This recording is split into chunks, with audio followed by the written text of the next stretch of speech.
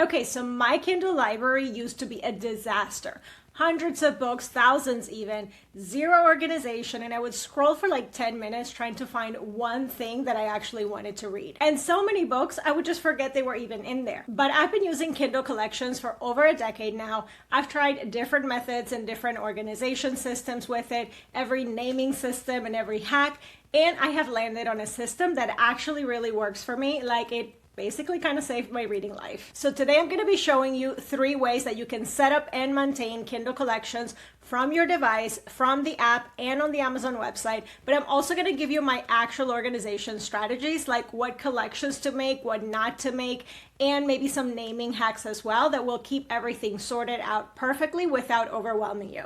Because I think that knowing how to click the buttons is one thing, but knowing what to organize and how to name it, that really will make this actually work. I've been refining this for 10 years. I've made tons of collections that then were really overwhelming to keep up. So be sure that you stick around for the tips after the tutorials. All right, so first we're gonna get started with your Kindle device. That is the basic. This is where I think most people will start. So let me walk you through how you set up Kindle Collections from your Kindle device. Now, when it comes to organizing your Kindle library right from your Kindle device, it's a little bit clunky, but it can still be done. The way I have it right now, it shows everything. So you do see that you have collections, you have books, you also have audiobooks. I'm not a big fan of seeing the audiobooks, but in case you were to use your Kindle device also to listen to audiobooks, then those also get displayed here, and your collections there as well. A couple of things for you to get familiar with, because it always defaults to showing everything. If you click on the up and down arrow, you are able to switch to the collections view. So that way you will only see the collections. As you can see right now, you have all. So we're gonna just click on collections, and now you just have your collections. If you wanted to add a new collection, you have the plus sign right here once you're in this view. But also if you click on the 3 dots at the top, you can also create a collection, and that doesn't matter which view you are displaying down here. So you always have access to that. I know that some people do collections for read and unread, but you do have a filter right on your Kindle. If you click on this toggle right here, you can just choose to view only the unread or the read books that you have on your device. So for example, if we were to click on a particular collection, as you can see, I have a couple that are labeled as read. If I toggle this on and I just click on unread, right there, that is actually going to remove from the display the books that I have already read from this collection. So you don't necessarily need to create new collections for read and unread, because the Kindle already does that automatically for you. Also, something else that you can do to modify how this looks, because like I said, right now it's displaying audiobooks, collections, and books.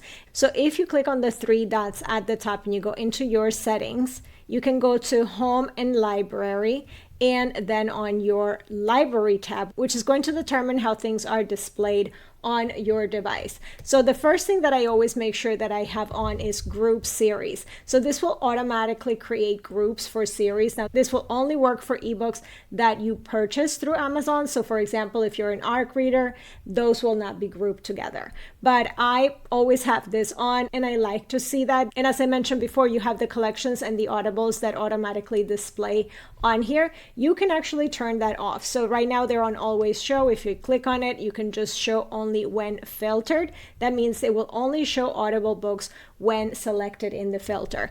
I like to have it that way because I don't like to see them. And the same thing with collections. I only want to see them when in the collections view.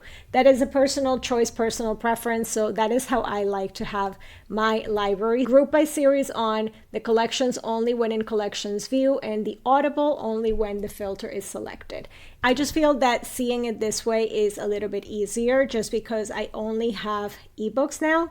And when I want to see collections, I can toggle over here and just go into the collections right here. And that is the easiest way for me. Again, you can click and create a collection from right here. You would just click on the plus sign, write the name of the collection, click create, And also, in case you are active creating tons and tons of collections, you can actually mark a collection as a favorite. So that way it'll be easier for you to access it. If you hold down on a collection, you can mark the collection as a favorite. And you can do this also from any device.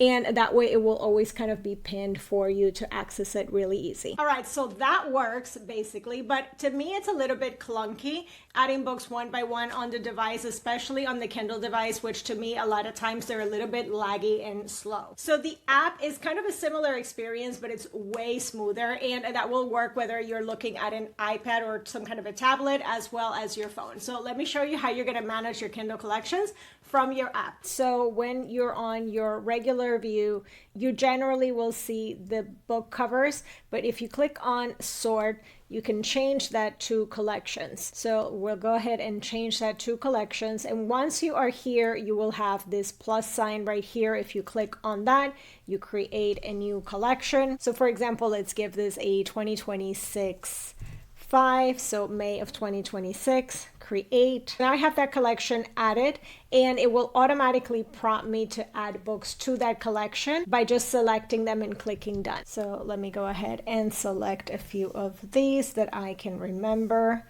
would go in that month. And now from here, if you can find it, you do have a search function. And once you are done adding, you click done at the top, and that's going to automatically add those books to that collection. And as you can see, the collection is right here. If you click on it, you have your new collection done. Now, obviously, if you want to add a new book, for example, to a collection that is already existing, again, your library right now is set to view as collection. So again, you can click on sort and go back to a grid view or a list view, and that way you can simply see everything that you have. So say for example that now I want to add this book to that collection. If you hold down on the book, there's a menu that opens up and you can click on the add to collection. This will just work for that one individual book. Select the collection. You can also select multiple at the same time if you wanted, and click done. And now that adds that to that collection. Again, you can switch on sort and go to collections, and that book is now added here. It is a little bit less clunky than doing this directly on the device. Now on your phone, it works pretty much exactly the same, but obviously the space and the real estate you're working with is way bigger on an iPad, so you'll be able to do it a little bit easier than doing it from your phone. All right, and now this is the one that to me changes everything and will make everything so much easier for you, and that is managing your Kindle collections through the Amazon website, which is so much faster than the device or the app. You can search, you can bulk edit, you can organize your entire library in minutes. I mean, if you have thousands of books like I do, it'll probably take you a little bit longer than minutes, but it genuinely is such a breeze. So let me show you how you're gonna do this from the Amazon website, which is my #1 go-to method. So the easiest way to handle creating and editing collections is directly through the Amazon website. So I'm going to show you how to do that. The first thing you need to do is go into your account and go to your content library, which looks like this. And once you're in your content library where it says view all content, you're going to click on that. A drop down pulls down and you're going to select collections. Once you're in the collections, you can either come in and edit, rename, delete a collection, or you can create a new collection. So for the purposes of that, I'm going to create a new collection for Stuff Your Kindle Day and click create new collection. The collection is now created. So now we want to add books to this collection, and for that we're going to go back where it says view collections. Now click on that drop down and select all content or books. In this particular case, I'm going to select books, but if you go to all content, you also have access to your docs. So if you're doing arcs and things like that, that's where you're going to get your docs. And in this case, I'm just going to scroll down until I start to find the books that were from the last Stuff Your Kindle Day that I want to add to this collection. So I'm just going to click select them, all the ones that need to go into this particular collection. And you can add the books actually to multiple collections at the same time as well if you want. Once you have them all selected, you scroll back up to the top and you click on the button that says add to collections. And from here, I'm going to just add them, in this particular case, just to one collection. If you had to add them to multiples, you just check multiples at the same time and then click make changes. And now that has added all of these, in this case, 9 books to that collection. And I do have a couple more, so I'm going to go to page 2 for that and select the rest of them that need to be entered. into that collection. Once you're back in the collections view, you can actually see now the collection I just created now has 31 titles. You can open that collection right from here and see everything that's in there. You can also easily remove a book from the collection. You can either click and check it on the side here and use the button remove from collection at the top. So this will be the easiest way if you're doing multiples, or if you're doing individual as well, you can click on more actions and you do have the add or remove from collection on the side. So also you can see each one of the books in how many collections that book is in. And this goes for whether you're looking at them straight from inside of a collection or your general books or documents. So it will tell you in one collection. If you click on that, it tells you the collection that it's in. That way you can easily see where things are at a glance. But again, this is my favorite way of managing collections, is directly through the website, because it is the fastest way to do any of this. Plus you can also search really easy. So if we go back into books, for example, you have the search function at the top. So if you wanted to find all the books by a certain author, for example, let's search for J.R. Ward. And as you can see, there's 19 in books, 12 in docs, 11 in audiobooks. So if I just click on the name, I can see everything that's in my account that has J.R. Ward in it. And I can really easily just select all, for example, and put them all if I'm doing like either a J.R. Ward collection or whichever thing you're doing. So it is very, very simple to use the search function from here. Select all, deselect all, and just do bulk editing. So I definitely recommend this as the best way to manage your collections. All right, now that you know how you're going to create collections and how you're going to add books to collections, I think if you start just making collections without a plan, you're going to end up with a mess of random folders that will not actually help you to find anything. Believe me, I have been there. So here's where we get into my collection strategies and how I actually organize that in my Kindle. This is really what's going to make this whole system click and really change your reading life. The first thing that I recommend that you do is genre and trope collections. These are essential if you're a mood reader especially, which I know that a lot of you guys are. Now, for a lot of my collections, I use prefixes so that they sort alphabetically together. So for example, all the genres will start with genre. So like genre dash paranormal dash romance, or trope dash fated mates.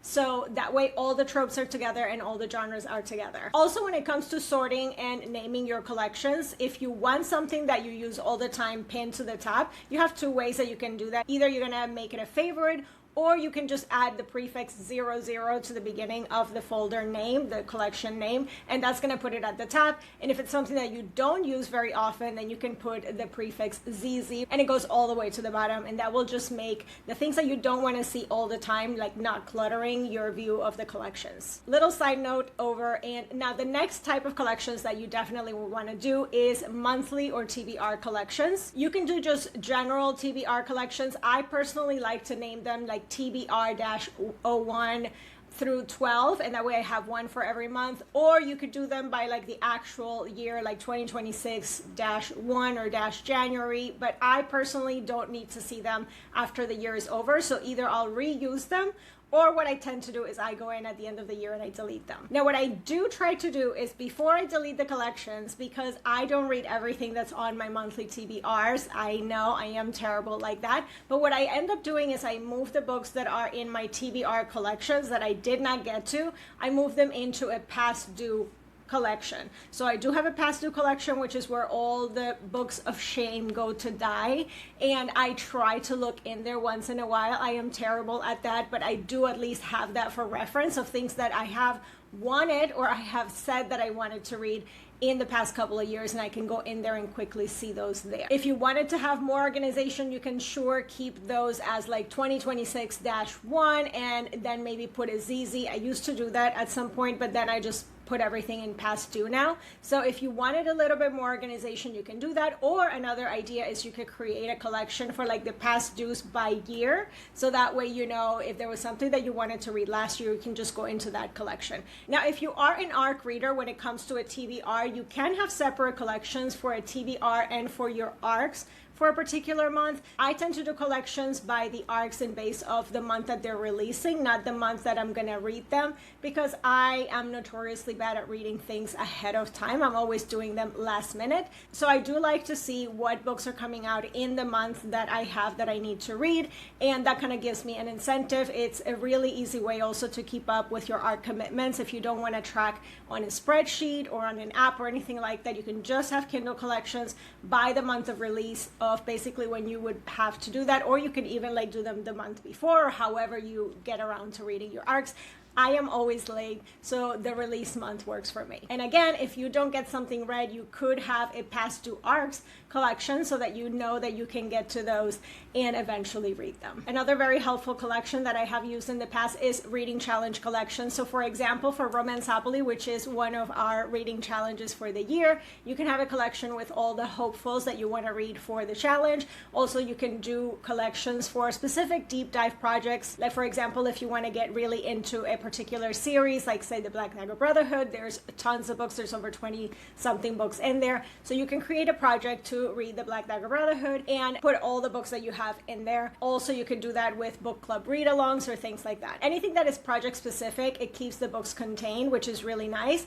And also when the project is done, I personally delete the collection, but you could keep the collections if you wanted to have like for posterity so that you know what books you read for that particular challenge. And again, if you don't want to look at it again, you just put ZZ and it goes all the way to the bottom. Another type of collections that I think are really useful, and I'm actually just starting to use one of them in particular, is one for your freebies. Like for example, all your stuff, your Kindle days, or any freebies that you pick up, whether it's from an author newsletter or something like that. I just started creating that because I find that I never get around to reading the things that I download from these things. And if I had a place where I can just quickly browse through in there, it would be so much better. So I recently created that. So I do have a Stuff Your Kindle Day collection, but I also have a purchase TBR collection because of the fact that I do have arcs, I do have freebies, I have books that I purchased myself, and obviously I have Kindle Unlimited, and we'll get into Kindle Unlimited in a second, but I do have a purchase TBR collection so that I know that I do want to be reading books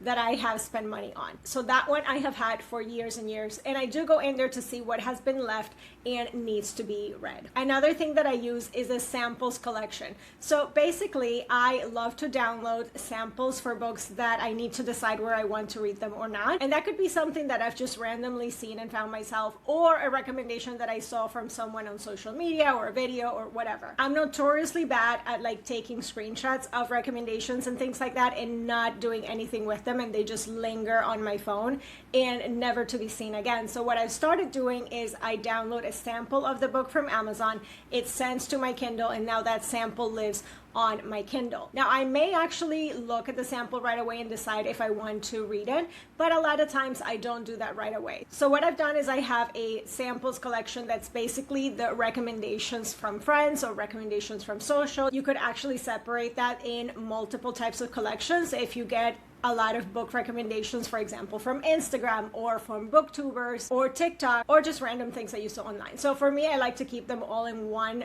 big collection, but you could be more granular and like actually separate them. But I think that downloading the samples has been such a game changer when it comes to not losing recommendations. Now, here's also some things that I don't do. And I think this is also really important because these are the mistakes that I've made that really overwhelmed my system. I don't create any author collections. I used to do that, but I have over 2,000, I think I'm going on like 3,000 books on my Kindle, and that is a lot of authors.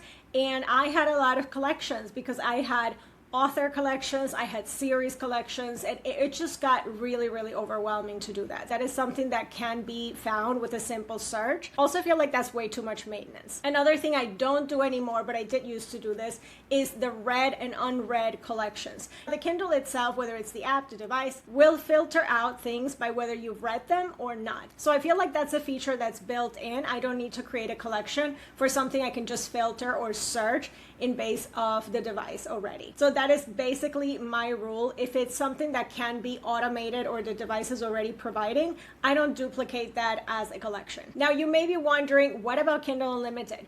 I don't create any collections for Kindle Unlimited. Kindle Unlimited is something that you can filter directly on your device or your app, and you can see all the books that you have out on Kindle Unlimited. So I personally don't think that it's needed for me to create Kindle Unlimited collections. Now, if you're looking at books that are like hopefuls that you would want to read on Kindle Unlimited, I think you should be looking at creating like wish lists, which is basically the lists on the Amazon website. So I do have those for things that are on Kindle Unlimited and I am maybe thinking about it and I don't download a sample, and that just goes on a list, which is different from Kindle Collections. Lists are just the books on the Amazon website. You don't own those books. You don't have those books on your device. So if that is something that is helpful to you for organizing Kindle Unlimited books, then that's the way I would go. But when it comes to the books that I have out on Kindle Unlimited, you don't have so many. So once you filter out to Kindle Unlimited books, they're all there. Like, it's hard to miss something that's in there. Now, one more thing, and I know you're probably going to come for me in the comments for this one, but you don't need a collection